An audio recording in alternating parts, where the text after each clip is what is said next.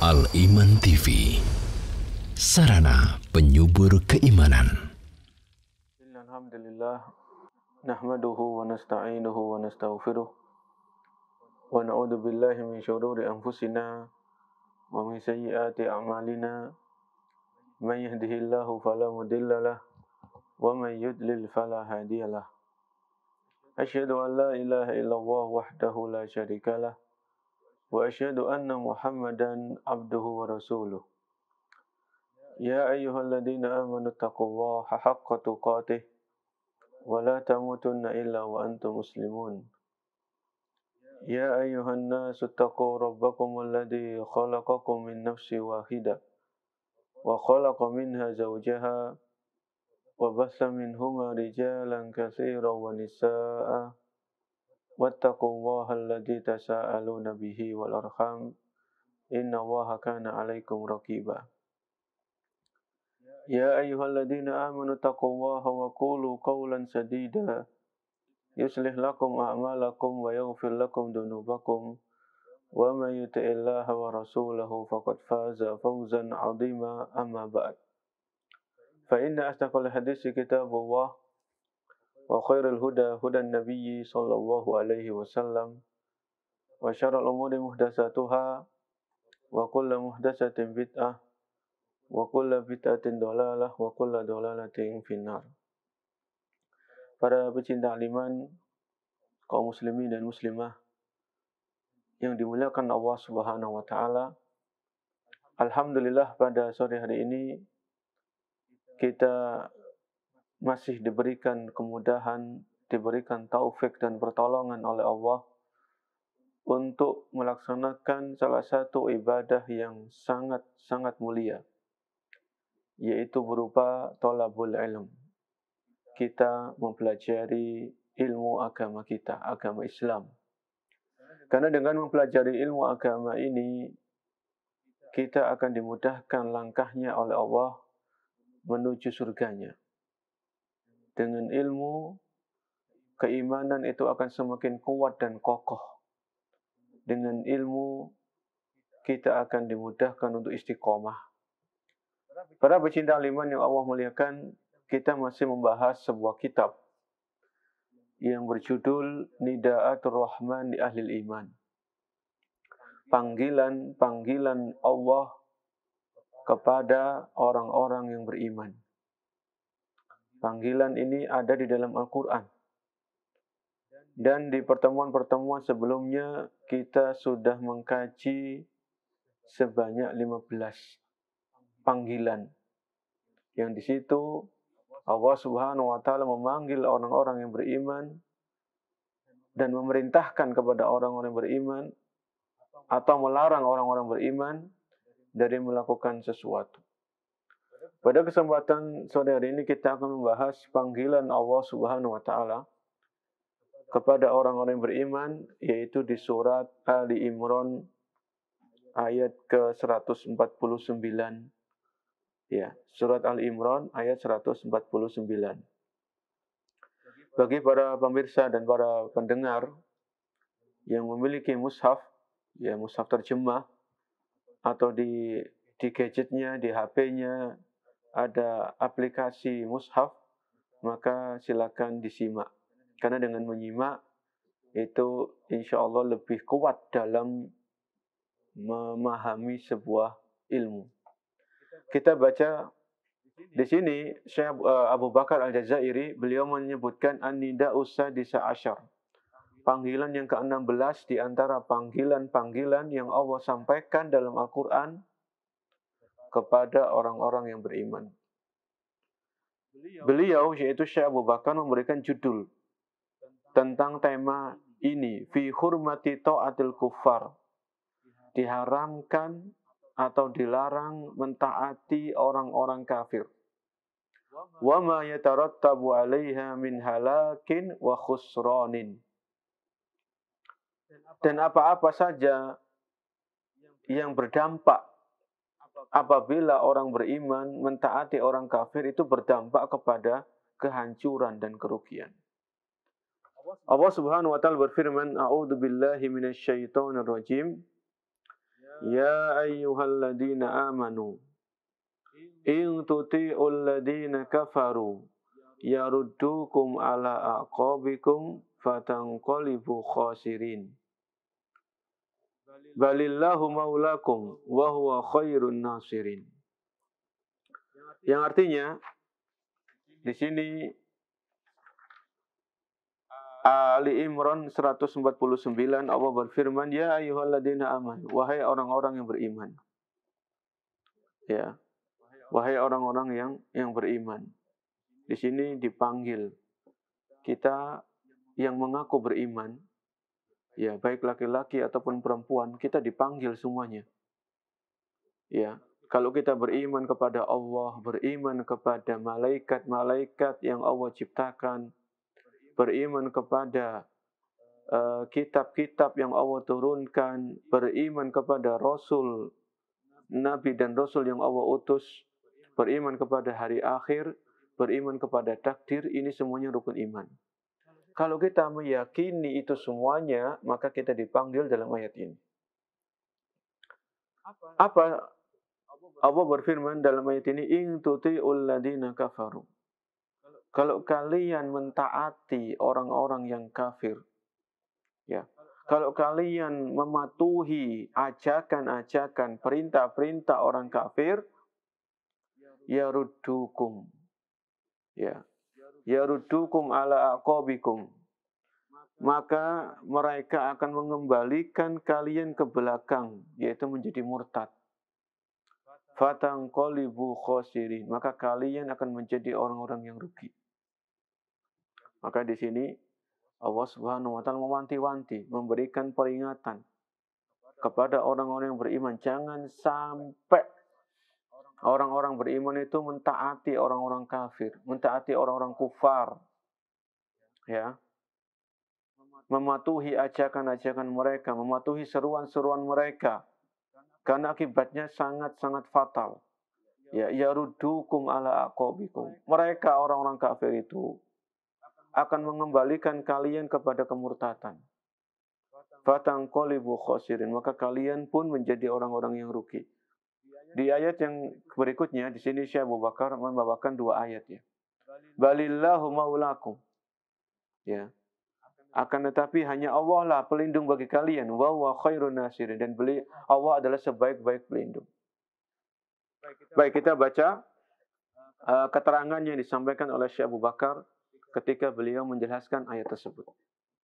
Ya, ketika beliau menjelaskan ayat tersebut. Di sini beliau menjelaskan, Ulkur ayyuhal qari'ul karim anna hadan nida'al ilahi li ibadihil mu'minin yahmilu tahdiran lahum wa indaran minal wuku'i fi fitnatil kufri ba'dal iman. Dalam ayat ini Allah Subhanahu wa taala mewanti-wanti, mengingatkan kepada orang-orang yang beriman, jangan sampai mereka kembali kepada kekafiran setelah mereka beriman. Ya. Karena hati itu bisa berubah. Orang yang awalnya beriman, ya na'udzubillah, dia bisa saja berubah menjadi orang kafir, murtad dari Islam. Ya, ini hati itu gampang berubah. Kita harus waspada. Ya, jangan merasa diri kita aman. Saya nggak mungkin murtad. Saya nggak mungkin berpaling, berpindah agama. Tetap kita harus senantiasa minta kepada Allah keteguhan, keistiqomahan di atas iman, di atas Islam, di atas tauhid, di atas sunnah. Ya, sampai kita menemui ajal kita. Wad-dhalali ba'dal hidayah, dan Allah mengingatkan orang-orang beriman jangan sampai kembali kepada kesesatan setelah mereka mendapatkan petunjuk. Wal mauti ba'dal hayat, dan Allah mengingatkan orang-orang beriman dari kematian setelah kehidupan. Ya. Idil kafiru dolun bi kufrihi mayyitun, karena orang-orang kafir itu orang-orang yang sesat dengan kekufurannya. Mereka sama saja dengan orang-orang yang telah mati. Ya. Waliyadu billahi minal kufri ba'dal iman. Dan semoga Allah melindungi kita dari kekafiran setelah keimanan. Wal mauti ba'dal hayat. Ya. Jadi ayat ini beliau yaitu Syekh Abu Bakar Al-Jazairi, beliau menjelaskan ayat ini berkaitan dengan perang Uhud. Ya. Ayat yang sedang kita bahas ini berkaitan dengan kisah yang terjadi pada perang Uhud. Ya, kalau kita belajar sirah atau pernah buka buku-buku sirah, minimal kan tidak asing nama peperangan yaitu perang Uhud. Ya. Ketika perang Uhud ini awal mulanya kaum muslimin, orang beriman mendapatkan kemenangan. Awal mulanya. Kemudian di akhir-akhirnya kaum muslimin mendapatkan kekalahan sebagai ujian dari Allah Subhanahu wa taala. Di sini beliau mengatakan, Syekh Abu Bakar rahimahullah mengatakan, innahu lamma tamatil kal hazimatu lil mu'minin fi ma'rakati Uhudin al-Khalidah. Ketika terjadi perang Uhud, kata beliau, kata penulis, karena peperangan ini berkaitan dengan ayat yang kita bahas, larangan mentaati orang-orang kafir. Ketika perang Uhud, ya, terjadilah kekalahan bagi kaum muslimin. Bisa babi maksiat ba'dihim li Rasulillah sallallahu alaihi wasallam. Kenapa kaum muslimin itu mendapatkan kekalahan ketika perang Uhud? Karena sebagian kaum muslimin itu bermaksiat kepada Nabi sallallahu alaihi wasallam. Tidak mentaati perintahnya Nabi alaihi salatu wassalam. Ya. Wa ma asahu kufrun bihi wala istighfafan bi taatihi. Kaum muslimin waktu itu, para sahabat yaitu, mereka tidak ada unsur kesengajaan untuk bermaksiat kepada Nabi. Ya, menyelisihi perintah beliau. Ya. Para sahabat tidak mungkin meremehkan, merendahkan perintah Nabi sallallahu alaihi wasallam, itu enggak mungkin. Ya. Walakin zayyana lahumus syaitan. Tapi syaitan ini membuat indah. Ya, syaitan ini menipu, memberikan tipu daya. Wa hassanat lahum nufusuhum tarkal marakiz ad-difa'iyyah allati anzalahum ar-rasulu biha wa haddarahum min tarkiha wa mughadaratiha mahma kanat ad-durufi wal ahwal. Jadi ketika perang Uhud itu, Nabi SAW meletakkan beberapa sahabat di atas pegunungan. Jadi Gunung Uhud itu kan semacam kayak pegunungan, kayak bukit gitu ya. Jadi sahabat ini di sini membawa masing-masing membawa busur panahnya. Dan Nabi SAW berpesan, memerintahkan untuk sahabat-sahabat tadi supaya tetap pada pos-posnya masing-masing. Jangan meninggalkan tempat itu, apapun yang terjadi. Ya, apapun keadaan genting, apapun keadaan sulit apapun, para sahabat-sahabat tadi, radhiyallahu anhum, ya, yang dipesani oleh Nabi, jangan tinggalkan tempat-tempat tadi. Nabi sudah mengatur strategi. Ya. Karena mereka sudah siap dengan busur panah untuk menyerang orang-orang kafir ketika bertemu dengan kaum muslimin. Ya. Tapi ketika di awal-awal peperangan kaum muslimin menang. Dan orang kafir lari terbirit-birit. Di awal perang Uhud, kaum muslimin mendapatkan kemenangan. Ya, mendapatkan kemenangan dan orang-orang kafir itu kalah. Kemudian apa yang terjadi ketika itu?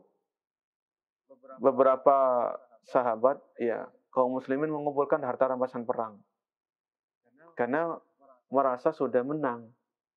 Karena keadaan sudah berpihak kepada kaum muslimin dengan izin Allah Subhanahu wa taala. Akhirnya sahabat-sahabat tadi yang ada di bukit-bukit di atas Uhud itu mereka ingin juga ikut untuk mengumpulkan harta rampasan perang. Ya. Ya namanya manusiawi ya. Pada asalnya manusia itu suka sama namanya harta. Senang yang namanya harta itu senang. Ya. Ada sahabat-sahabat yang mereka tetap jangan tinggalkan pos-pos kita masing-masing. Nabi SAW berpesan, memerintahkan kita untuk tetap di sini. Jangan tinggalkan. Kecuali nanti kalau Nabi sudah memberikan arahan, memberikan perintah supaya kita turun, kita turun. Ya. Maka di sini syaitan membuat tipu daya, membisik-bisiki, Ya namanya syaitan kan musuh bebuyutan kita, musuh yang nyata. Sampai hari kiamat yang namanya syaitan ya tetap musuh bebuyutan kita. Syaitan akan menggoda kita, membisik-bisiki kita, ya, untuk bermaksiat, untuk membangkang dan sebagainya. Maka beberapa sahabat pun turun untuk ikut mengumpulkan harta rampasan perang. Ketika orang-orang kafir itu tahu bahwasanya sahabat-sahabat tadi, beberapa pasukan-pasukan muslim itu turun dari pos-posnya, maka orang-orang kafir pun balik menyerang. Ya. Jadi membuat serangan balik. Akhirnya ketika sahabat-sahabat tadi yang mengumpulkan harta rampasan perang, mereka kaget, kocar-kacir, terkejut. Mereka tidak menduga dan tidak menyangka bahwasanya orang kafir yang sudah mereka sangka itu kalah, mereka bisa membuat serangan kejutan. Karena apa? Karena sebagian sahabat sudah turun dari pos-pos mereka masing-masing, tidak ada yang memanah dari atas. Ya. Maka terjadilah apa yang terjadi. Banyak para sahabat itu yang terbunuh ketika perang Uhud ini karena serangan kejutan tadi dari pihak kufar, orang-orang kafir, orang-orang musyrik itu melakukan serangan kejutan. Tiba-tiba di luar dugaan strategi kaum muslim. Ya. Bukan di luar dugaan strategi, tapi karena tadi ada pos-pos yang sudah ditinggalkan oleh beberapa pasukan muslim tadi. Dan mereka orang-orang kafir melihat celah di situ. Mereka manfaatkan kesempatan itu untuk menyerang kembali pasukan kaum muslimin. Ya, di sini beliau mengatakan, Syekh Abu Bakar Al-Jazairi mengatakan, illa annahum lamma syahadul aduwa faran munhaziman wa ikhwanahum fi sufufil qital yajma'una al-ghanaim habatu min jabal rumat wa jarru wara al-aduwi wa yajma'una al-ghanaim ka ikhwanihim.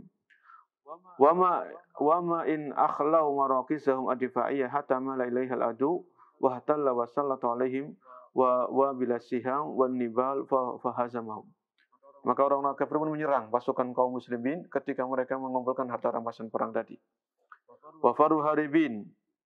Maka orang kaum muslimin itu kaget ketika ada serangan kejutan tadi, beberapa pasukan itu kaget. Mereka kocar-kacir lari meninggalkan Rasul sallallahu alaihi wasallam. Ya. Tasilu dimau, Nabi sallallahu alaihi wasallam terluka pada waktu perang Uhud ini, terluka beliau. Ya. Darah itu mengalir dari tubuh beliau sallallahu alaihi wasallam. Wa huwa yad'uhum. Ya. Dan Nabi sallallahu alaihi wasallam memanggil para sahabat, para pasukan tadi. Ya, ilayya ibadallah, ilayya ibadallah. Kemarilah wahai pasukan-pasukan kaum muslimin. Ya, jangan lari. Walaupun ada serangan balik itu maksudnya jangan lari, jangan takut. Tetap dihadapi. Ya. Di sini Allah sebutkan dalam Ali Imran 153. Ya. Ali Imran 153.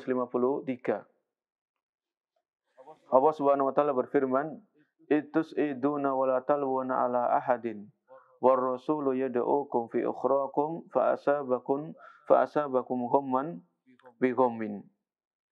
Ya.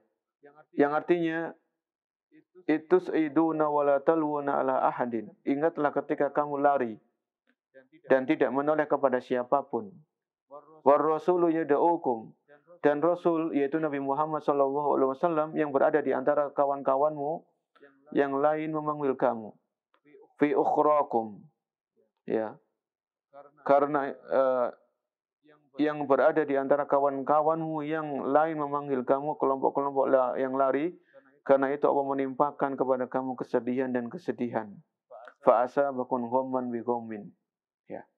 Jadi ketika kaum muslimin diserang balik sama orang-orang kafir, kemudian Nabi terluka karena beberapa pasukan muslim itu kaget, ada yang kocar-kacir, ada yang bingung, ada yang sedih, ada yang campur aduk. Ya. Perasaan waktu itu fa asabakum ghamman bi ghammin. Maka kalian pun ditimpa kesedihan di atas kesedihan. Ya. Maka dalam ayat ini ghamma fawatin nusri wal ghanimah wasani al-qatlu wa jirahatihim Nabi sallallahu alaihi wasallam idjarha fi wajhi wa kusratul bayt. Jadi perasaan pasukan muslim ketika diserang balik sama orang-orang kafir itu apa? Mereka sudah pikirannya itu kalah. Pikiran mereka itu jatuh. kalau mentalnya jatuh. Karena diserang balik. Belum ada persiapan. Ya. Sedang mengumpulkan harta rampasan perang, tiba-tiba diserang balik. Maka bisa jadi hal ini menurunkan mental. Ya. Membuat kaget, membuat down. Ya. Kemudian di sisi yang lain mereka khawatir bagaimana kalau banyak jatuh korban. Bagaimana kalau Nabi SAW terluka dengan luka yang parah. Ini para sahabat campur aduk waktu itu perasaannya. Ya. Ijuri hafi wajhi. Nabi SAW di perang Uhud ini, Nabi SAW terluka wajah beliau. Alaihi salatu wassalam. Wa kusiratu ba'iyatu jan, gigi beliau, gigi geraham. Ya. Pokoknya ada di antara gigi beliau SAW itu yang patah atau luka. Ya. Atau jatuh karena serangan orang-orang kafir. Wa kusiratul ba'iyatuhu sallallahu alaihi wasallam. Ya. Dalam keadaan seperti ini tadi, ya, kekalahan di depan mata. Ya, karena bujukan-bujukan syaitan, tipu daya syaitan, adanya kaum muslimin yang meninggalkan perintah Nabi sallallahu alaihi wasallam yaitu untuk tetap di posnya masing-masing. Bahwa apapun yang terjadi, ya, sampai Nabi memerintahkan turun baru turun. Ya, ini mengajarkan kepada kita para pecinta iman, para pemirsa dan para pendengar, jangan sampai kita bermaksiat kepada Nabi sallallahu alaihi wasallam. Ya. Yang pertama tentunya jangan sampai kita bermaksiat kepada Allah. Allah yang menciptakan kita. Allah yang ngasih rezeki kepada kita. Dan kita semuanya akan kembali kepada Allah Subhanahu wa taala. Kalau maksiat, taubat langsung taubat. Maksiat, taubat lagi. Minta ampun sama Allah Subhanahu. Kemudian jangan sampai kita bermaksiat kepada Nabi SAW. Beliau sudah meninggal. Hadis-hadis beliau ada di kitab-kitab para ulama. Jadi kalau kita dengar hadis Nabi, Nabi memerintahkan ini, kerjakan. Kalau perintah itu wajib, kerjakan semampunya. Kalau perintahnya sifatnya sunnah, ya tetap kerjakan. Kalau Nabi melarang ini, Nabi melarang itu, maka tinggalkan larangan Nabi. Ya. Jangan sampai kita bermaksiat kepada Rasul Shallallahu Alaihi Wasallam. Karena itulah yang akan menyebabkan kekalahan bagi kaum muslimin, menyebabkan kelemahan bagi kita. Ya, karena adanya maksiat. Bayangkan dalam perang Uhud tadi, kemenangan sudah di depan mata. Kemenangan itu sudah di hadapan kaum muslimin. Tapi karena faktor tertentu, ya, bujukan-bujukan syaitan, tipu daya, akhirnya turun, lupakan perintah Nabi, maka terjadilah serangan tadi. Sampai Nabi pun terluka, sallallahu alaihi wasallam. Ya. Wa huna fi hadhil halatil muhzinatil mukhifah qala man qala minal munafiqin. Ketika terjadi keadaan seperti itu, Nabi terluka, banyak jatuh korban dari pasukan kaum muslimin. Ada di antara orang kafir itu mengatakan, ada di antara pasukan-pasukan kafir dan orang-orang munafik. Orang-orang munafik ini ada di zaman itu. Ya. Jadi orang-orang munafik ini bermunculan ketika setelah perang Badar. Perang Badar, kaum muslimin menang. Dapat banyak harta rampasan perang. Orang-orang yang nggak senang dengan kemenangan kaum muslimin di perang Badar, mereka menyembunyikan kebencian mereka terhadap Islam. Ini namanya munafik. Secara zahir mereka sholat. Secara zahir mereka membaca Al-Quran misalnya. Tapi dalam hati mereka ada kebencian kepada Islam. Kebencian kepada kaum muslimin. Ini orang munafik ini. Dan orang-orang munafik ini bermunculan setelah perang Badar. Ya. Setelah terjadinya perang Badar, ini muncullah kemunafikan. Benih-benih kemunafikan di hati-hati orang-orang yang waktu itu. Karena nggak senang dengan kemenangan kaum muslimin di perang Badar. Tapi mereka nggak bisa apa-apa, mereka takut. Ya. Di sini wahuna fi hadhil halatil muhzina, dalam keadaan yang menyedihkan, keadaan yang menakutkan seperti tadi, qala man qala minal munafiqin. Ada di antara orang munafik yang berkata kepada orang-orang beriman. Ada orang-orang kafir mengatakan kepada orang yang beriman, irji'u ila dinikum wa ikhwanikum. Kembalilah kepada agama kalian, kepada saudara-saudara kalian. Maksudnya apa? Ketika pasukan kaum muslimin itu banyak yang terbunuh di perang Uhud. Nabi SAW beliau terluka. Maka pasukan kafir di antaranya ada orang-orang munafik mengatakan kepada pasukan muslim yang masih hidup, wis kembalilah kepada agama kalian. Maksudnya kembalilah kepada kesyirikan. Nyembah patung lagi, nyembah berhala lagi. Kembalilah kepada saudara-saudara kalian yang masih kufur, yang masih kafir, yang masih musyrik. Ya, ini diajak-ajai dalam keadaan sedih, dalam keadaan kacau balau perasaan waktu itu ya. Dalam keadaan genting seperti itu, ada orang kafir, orang munafik yang mengajak-ngajai. Wis kembalilah kalian kepada agama kalian. Maksudnya kembali kepada kesyirikan. Setelah keimanan, setelah tauhid. Ya. Falau kana Muhammadun nabiyyan ma qutila ammuhu wa katsirun minasabi. Ada orang-orang munafik waktu itu, orang-orang kafir.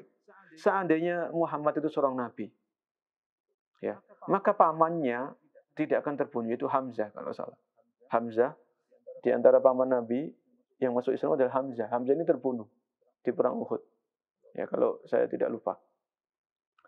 Jadi ada orang-orang munafik, orang-orang kafir waktu itu berkata kepada pasukan Islam, seandainya Muhammad itu seorang nabi, maka tidak akan terbunuh pamannya, tidak akan terbunuh banyak sahabat-sahabatnya seperti perang Uhud saat ini. Wa juriha huwa wa qusratu ba'iyatuhu. Dan beliau kalau seandainya Muhammad seorang nabi, tidak akan terluka dia. Seperti keadaan saat perang Uhud ini. Ya. Ini diajak-ajak seperti itu. Makanya dalam ayat ini tadi Allah mengatakan, ya ayyuhalladzina aman, wahai orang-orang beriman, in tuti'ul ladzina kafaru. Kalau kalian mengikuti ajakan orang-orang yang kafir tadi. Ya, ini berkaitan dengan kisah tadi ya. Semoga para pemirsa dan para pendengar bisa mengikuti tadi. Jadi ayat ini berkaitan diantaranya adalah dengan kisah perang Uhud tadi. Ketika kaum muslimin sudah kalah karena serangan balik dari orang-orang kafir, ada orang-orang kafir mengajak-ngajai apa? Untuk kembali kepada agama kesyirikan, untuk murtad dari Islam, keluar dari Islam. Makanya di sini Allah mengingatkan, in tuti'ul ladzina kafaru. Kalau kalian mengikuti, mematuhi ajakan orang-orang kafir, ya rudukum. Mereka akan mengembalikan kalian kepada agama-agama kalian dulu, agama kesyirikan. Fatangqalibu khasir, maka kalian akan kembali dalam keadaan rugi. Wah, ini ujian ini para pecinta alim, ini ujian. Ya. Jangan dikira kita ngaku beriman itu enggak diuji sama Allah Subhanahu. Kita diuji. Ya.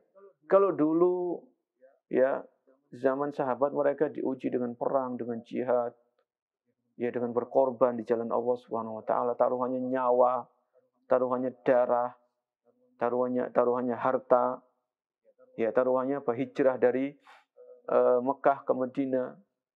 Maka kita saat ini juga diuji sama Allah Subhanahu wa taala. Diuji dengan kekurangan harta, diuji dengan ketakutan akan kemiskinan, diuji dengan kesehatan, diuji dengan harta, macam-macam ujian. Ya, dan Allah Maha tahu siapa di antara kita yang imannya kuat, itu Allah Maha tahu. Allah Maha tahu siapa di antara kita yang akan lulus dari ujian kehidupan ini sampai nanti kita meninggal dunia. Bahkan setelah meninggal nanti kita diuji, ada pertanyaan malaikat. Ya, siapa Tuhanmu? Apa agamamu? Siapa nabimu? Ini masih ada ujian. Di alam kubur ada ujian. Kalau selamat bisa menjawab pertanyaan, dapat nikmat kubur. Ya. Jadi jangan kita merasa kita nggak diuji sama Allah Subhanahu. Para sahabat, orang-orang yang terbaik, generasi emasnya umat Islam, yang dimana Allah berfirman, radhiyallahu anhum, Allah ridho kepada para sahabat. Para sahabat ini diuji sama Allah Subhanahu wa taala. Ya, kita yang jauh dari zaman para sahabat masa merasa nggak diuji, kan aneh. Ya.